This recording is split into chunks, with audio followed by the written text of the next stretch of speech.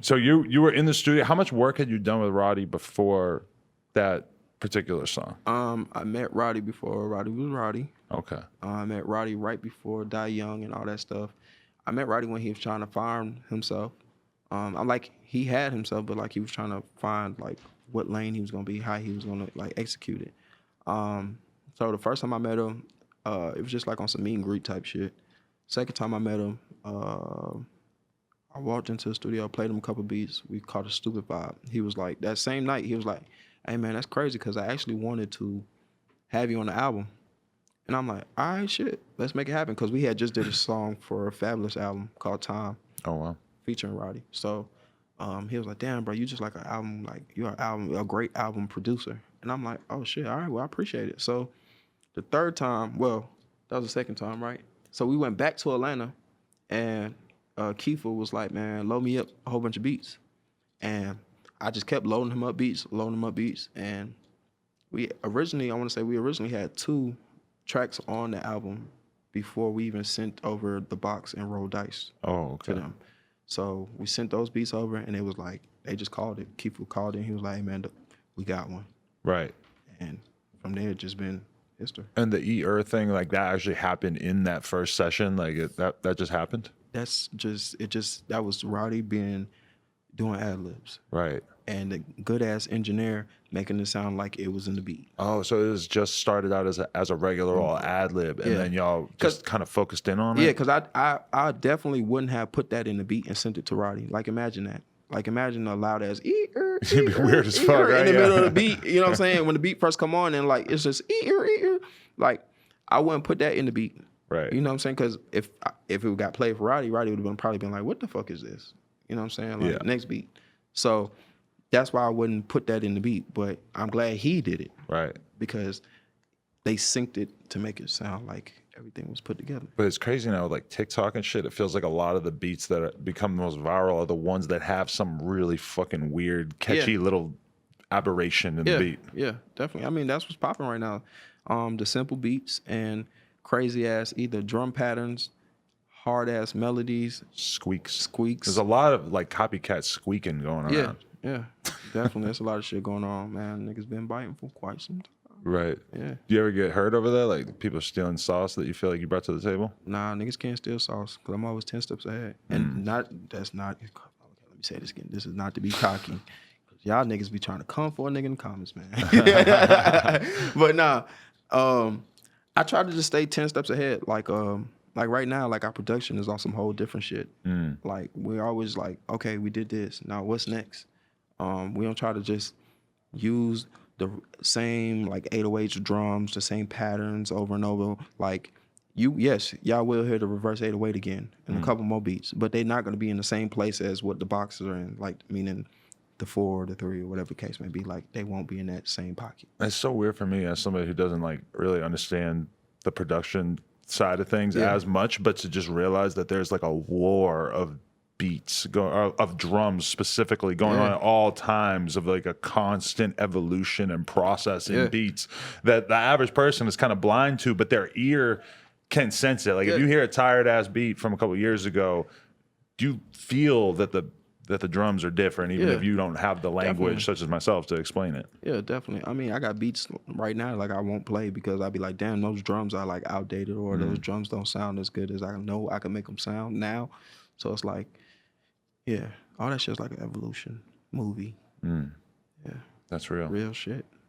When you saw Justin Bieber engaging in corrupt practices, trying to tell his fans to do stuff to defeat Roddy and you, how'd that feel?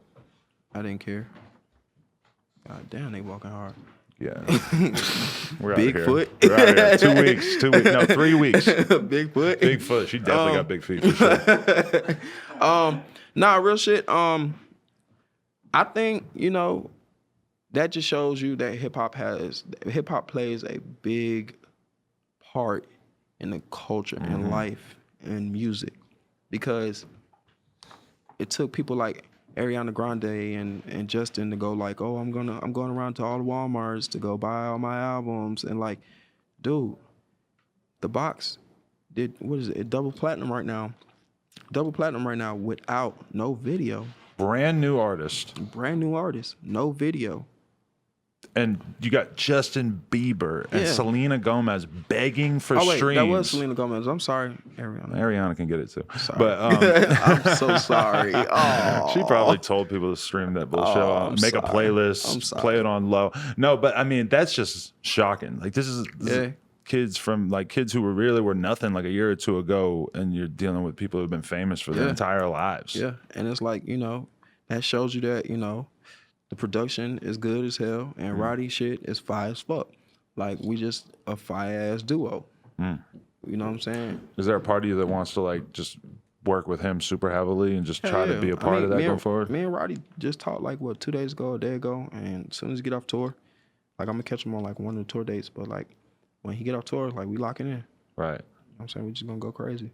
For sure. Yeah. I mean, what are the main questions that you get from producers? Because I just know that, like, we don't interview a ton of producers, and I just know that, like, they're gonna want certain information from you, and I kind of feel bad because myself as a non-producer, I don't necessarily know what the information that they really feel like they could get from you is. Like, what's your hunch on that? You ready? All right.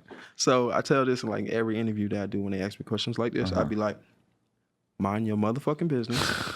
Mind your motherfucking business. And mind your motherfucking business. And, like, real talk, just create, bro. Make beats that you think is hard. Like, man, don't let no other nigga tell you, oh, this ain't it or that ain't it. Like, man, anything could change the wave.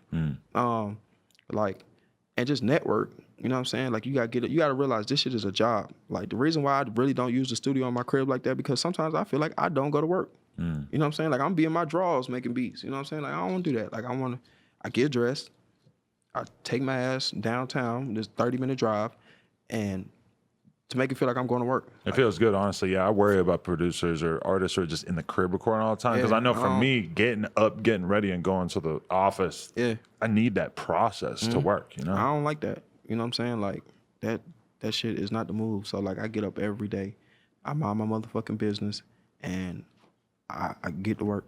You know what I'm saying? And I tell everybody that, mind your motherfucking business. Stay, man, keep your head low. You know what I'm saying? Don't get caught up in what's going on right now.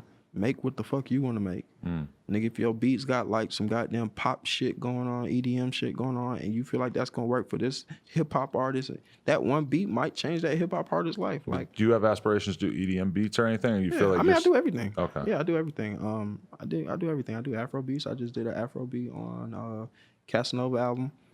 Me and him did a joint album with Tory Lanez. I didn't know Casanova had Afrobeat music out there. I want to hear that. Yeah, we did one with me, him, Tory Lanez, and DeVito. I do it all.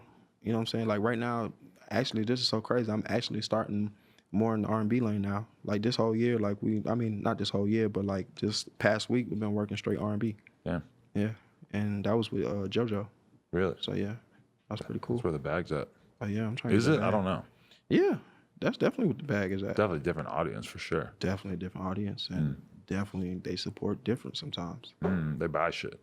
They do buy shit. Women be shopping. Every fucking thing they buy, man. Hey, man.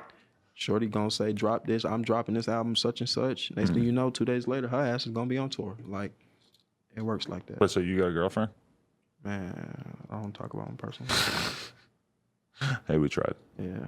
If they want to DM you, are your DMs open? Don't slide in my DMs. Okay. Yeah. Just act like that function doesn't even exist.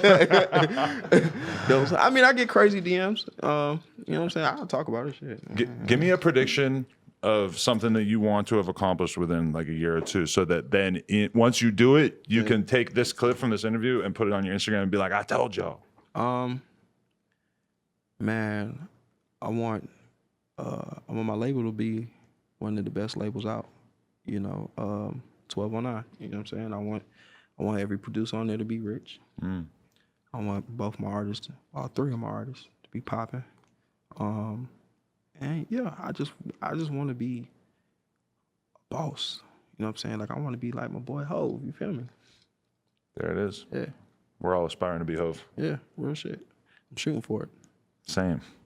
No jumper. No jumper. Appreciate you, man. You got any shout outs, any thanks you want to send? Any warnings about future content that's on the way? Nah, we're just gonna, man, come pop your shit, man. Man, come up here and pop your shit, nigga. He just want to say one thing. Let him say his one thing. Man, pop your shit. All 2020, 1209 major application of pressure. That's it. He said it. Yeah, that's my producer. Okay. That's what's up. Yeah, he helped me produce the box. So yeah. Oh, okay. And last night, Yo Gotti just dropped, and we just did one on there called Battle. But yeah, man, I just want to be a boss, man. And shout out to every fuck nigga out there that didn't believe in me. I'm here, and I made enough money. I made enough money.